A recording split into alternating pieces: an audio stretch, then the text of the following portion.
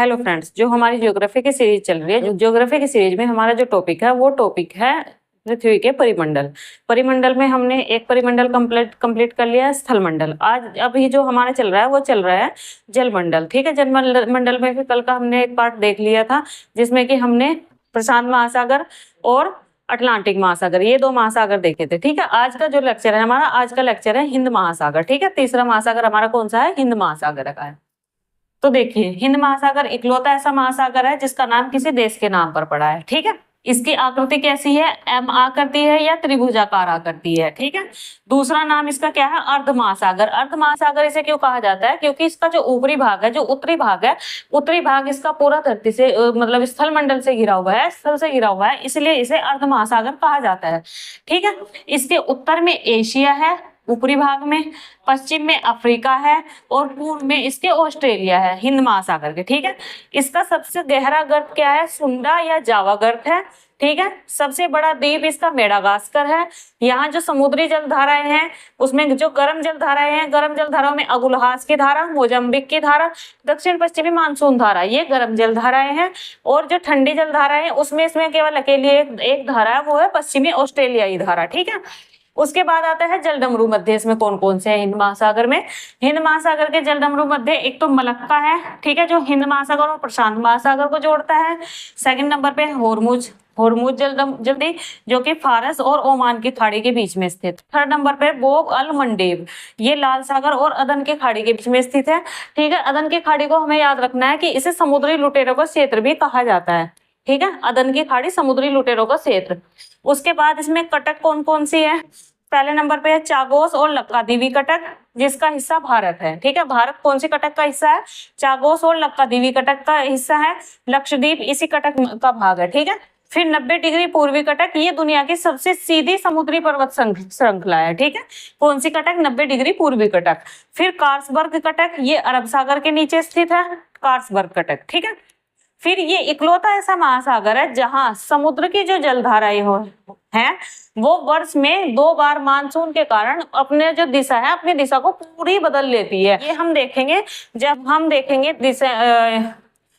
जब हम मानसून पढ़ेंगे, भारत का जब मानसून पढ़ेंगे, ठीक है, उस टाइम पे देखेंगे कि ये कैसे समुद्री जलधाराएं, जब समुद्री जलधाराएं पढ़ेंगे या भारत का मानसून पढ़ेंगे तब देखेंगे कि ये क्यों होता है और कैसे होता है। ठीक है, उसके बाद भारत का एकमात्र सक्रिय ज्वालामुखी बैरन द्वीप अंडमान सागर में स्थित है, जो हिंद महासागर का ही हिस्सा है। उसके बाद स्वेज नहर, जो हमने पहले भी देखी थी, लाल सागर और भूमध्य सागर को जोड़ती है। सबसे बड़ा इसका तट भारत का तट है। ठीक है, भारतीय जो तट है हिंद महासागर में, जितने भी देश है सब देशों में सबसे बड़ा तट भारत का है। फिर ये गर्म महासागर भी कहा जाता है, सबसे गर्म महासागर भी इसे कहा जाता है। इसका ऊपरी पानी जो है वो सबसे ज्यादा गर्म होता है। ठीक है, उसके बाद यहाँ के जो मॉरिशस और रियूनियन द्वीप है, ये ज्वालामुखी क्रियाओं से बने हुए द्वीप हैं। ठीक, तो ये तो हमने देख लिया वन लाइनर में। अब हम इसे मैप पे भी कवर कर लेते हैं। तो देखिए, जो हिंद महासागर है, हिंद महासागर हमने कहाँ देखा था? ये वाला जो महासागर है ये हमारा कौन सा है? हिंद महासागर। ठीक है, ये महासागर हिंद महासागर है। ठीक, इसका जो आकार है, आकार हमने कैसा देखा था? त्रिभुजा, या तो एम आकार देख लो। ठीक है, एम आकार भी बन रहा है इसका, और दूसरा त्रिभुजाकार भी देख सकते हैं हम। ठीक है, त्रिभुजाकार भी इसका आकार बन रहा है। ठीक, और हिंद महासागर का नाम कौन से देश के नाम पर पड़ा है? भारत के नाम पर पड़ा है, इंडिया के नाम पर, हिंदुस्तान के नाम पर पड़ा है। और ये विश्व का इकलौता महासागर है जिसका नाम किसी देश के नाम पर पड़ा हुआ है। ठीक है, इसके उत्तर में एशिया है, ये एशिया है पूरा, ये महासागर है, महासागर के उत्तर में एशिया है, पश्चिम में अफ्रीका है। ठीक है, और पूर्व में ऑस्ट्रेलिया है, पूर्व में ऑस्ट्रेलिया, पश्चिम में अफ्रीका महाद्वीप ही है ये भी। पूर्व में ऑस्ट्रेलिया महाद्वीप, पश्चिम में अफ्रीका महाद्वीप, और उत्तर में कौन सा महाद्वीप है? एशिया महाद्वीप। ठीक है, इसका जो सबसे गहरा गर्त है वो कौन सा है? सुंडा गर्त।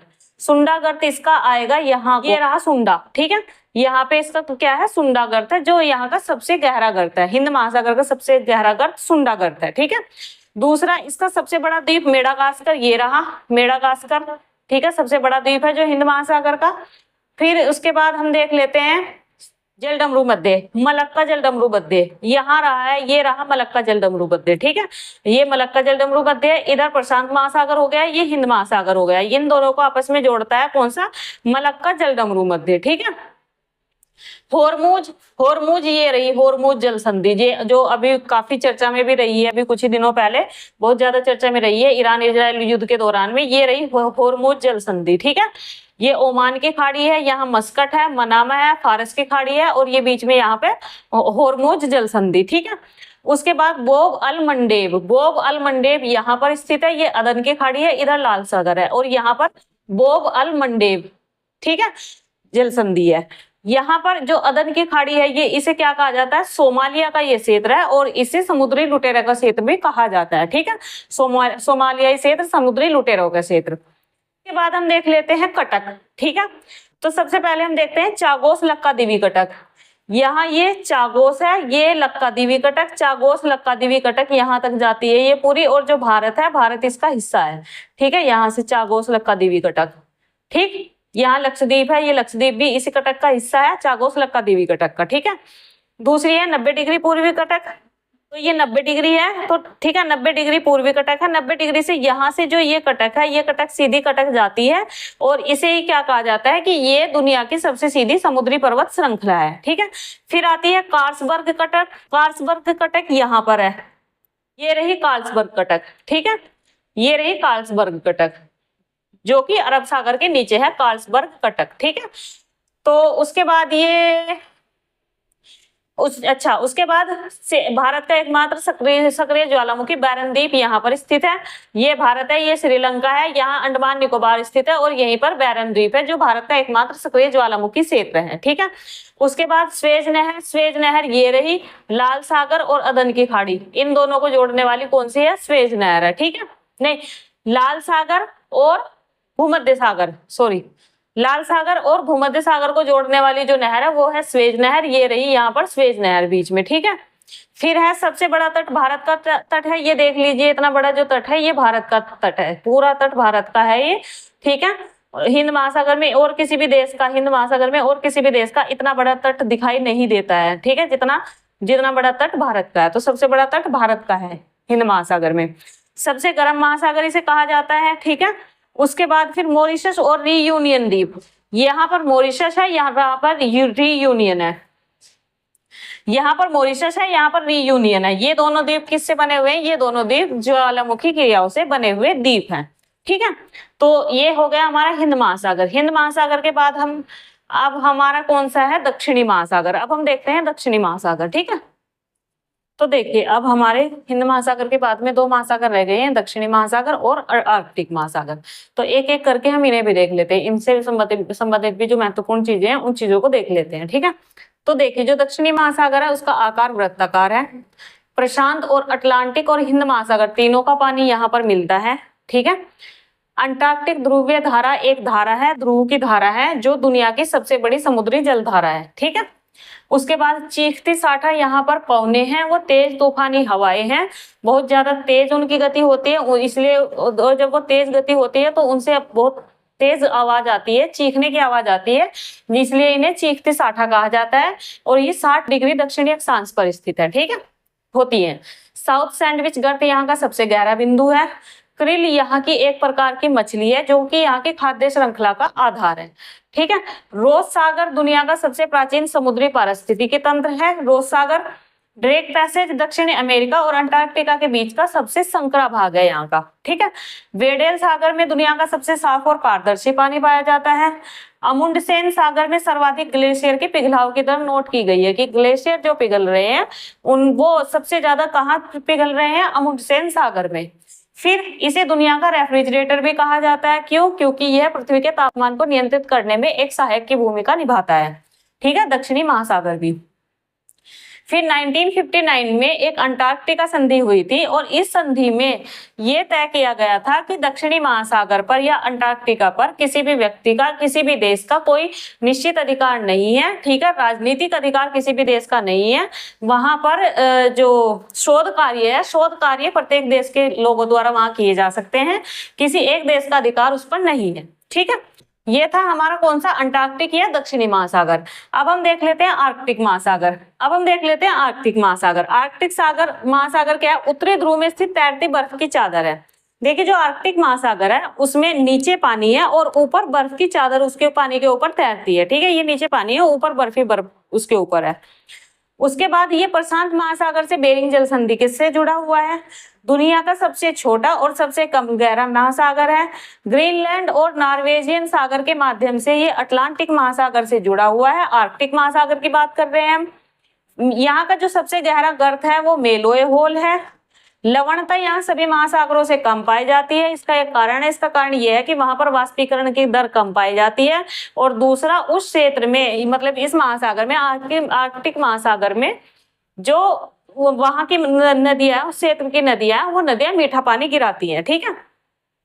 नॉर्थ वेस्ट पैसेज यह एक समुद्री रास्ता है जो कनाडा के द्वीपों से होकर गुजरता है। उसके बाद यहाँ पर भारतीय अनुसंधान संस्थान हिमाद्री 2008 में इसकी स्थापना हुई और इंड आर्क 2014 में इसकी स्थापना हुई है, ठीक है। फिर छिपता हुआ महासागर इसे कहा जाता है, क्यों कहा जाता है? क्योंकि ये महासागर जो है अधिकांश समय, ज्यादातर समय ये बर्फ के नीचे रहता है। ऊपर बर्फ की चादर रहेगी, नीचे पानी रहेगा, ठीक है। साइबेरियाई मग्न तट दुनिया का सबसे चौड़ा मग्न तट है, ठीक है। साइबेरिया का जो मग्न तट है वो दुनिया का सबसे चौड़ा मग्न तट है। आर्कटिक परिषद एक परिषद है जिसका गठन 1996 में किया गया था। ओटावा घोषणा के माध्यम से किया गया था, जिसका मुख्यालय नॉर्वे में है। और भारत इसका 2013 और 2019 में पर्यवेक्षक सदस्य बना है, ठीक है। तो ये तो देख लिया हमने वन लाइनर में। अब इसे हम एक बार मैप पे भी देख लेते हैं। तो देखिए, पहले तो हम देख लेते हैं दक्षिणी महासागर। ये जो महासागर है, ठीक है, ये महासागर कौन सा है? दक्षिणी महासागर है, ठीक। दक्षिणी महासागर, इसमें कौन कौन से महासागर का पानी गिरता है? यहाँ से हिंद महासागर का पानी गिरेगा, इधर से प्रशांत महासागर का पानी गिरेगा, यहाँ से प्रशांत महासागर का पानी गिरेगा, और यहाँ से अटलांटिक महासागर का पानी इसमें गिरता है, ठीक है। उसके बाद साउथ सैंडविच गर्त, ये रही सैंडविच, दक्षिणी सैंडविच द्वीप समूह, ठीक है। यहीं पे साउथ सैंडविच गर्त है जो कि यहाँ की सबसे गहरी गर्त है, ठीक है। उसके बाद क्रिल तो मछली हो गई। रोज सागर, ये रहा रोज सागर, ठीक है। यहाँ पर रोज सागर है जो कि दुनिया का सबसे प्राचीन समुद्री पारिस्थितिकी तंत्र है, रोज सागर, ठीक है। उसके बाद ड्रेक पैसेज ये वाला मार्ग रहा, जलमार्ग, ड्रेक जलमार्ग। ये नीचे दक्षिणी महासागर है और ऊपर क्या है? यहाँ पर दक्षिणी अमेरिका है, ठीक है। ये अंटार्कटिका है, ये अमेरिका है, दोनों के बीच में ड्रेक जलमार्ग ये रहा, ठीक है, ड्रेक पैसेज। उसके बाद वेडेल सागर ये रहा, जहां पर दुनिया का सबसे साफ और पारदर्शी पानी माना जाता है कि यहाँ पर दुनिया का सबसे साफ और पारदर्शी पानी है, वेडेल सागर।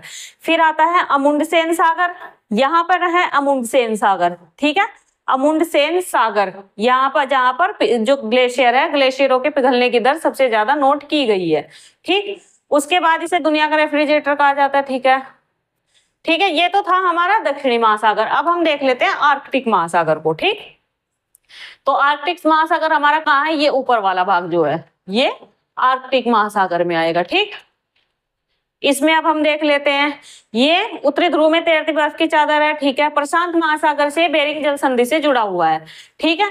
ये रही आपकी बेरिंग जल संधि, ठीक है। बेरिंग जल संधि, ऊपर ये है आपका आर्कटिक महासागर, नीचे है प्रशांत महासागर, ठीक। दुनिया का सबसे छोटा और सबसे कम गहरा महासागर है, ठीक है। सबसे छोटा है ये, सबसे कम गहरा है। ग्रीनलैंड और नॉर्वेजियन सागर के माध्यम से अटलांटिक महासागर से जुड़ा हुआ है, ठीक है।